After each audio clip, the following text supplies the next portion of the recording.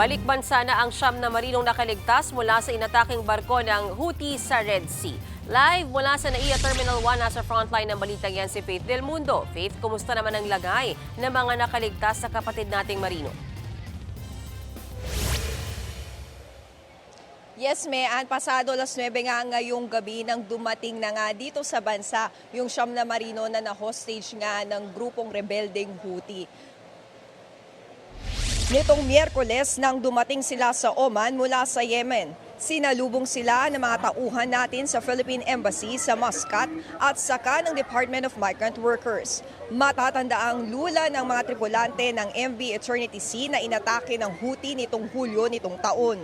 Binaybay ng cargo ship ang Red Sea pa Somalia para magdala ng pagkain sa World Food Program nang pasubugin ito ng rebeldeng grupo. Una nang nakauwi ng Pilipinas nitong Hulyo ang 8 kasamahan ng mga tripulante. Ayon sa Department of Migrant Workers, 3 Pinoy ang nasawi at isang nawala dahil sa pag-atake. Pinasalamatan naman ni Pangulong Bongbong Marcos ang Sultanate of Oman dahil sa pagliligtas sa ating mga kababayan. Narito ang pahayag ng Pangulo.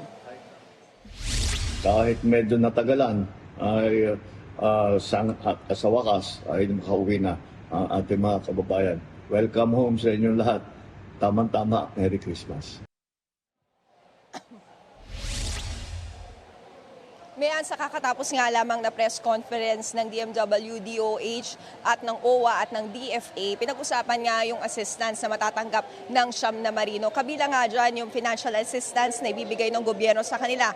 Meron nga rin silang libreng medical at psychological consultation o kaya naman check-up. At meron nga rin silang matatanggap na livelihood assistance. At isa nga rin na kanilang ibibigay pa sa kanila is yung restorations ng mga document. Tutulungan sila dahil mga nawala yung kanilang mga IDs o yung kanilang pasaporte ay tutulungan din sila ng gobyerno. Mean. Alright, maraming salamat, Faith Del Mundo. Mga kapatid, Mean Los Baños po, huwag magpahuli sa mga balita at impormasyong dapat ninyong malaman.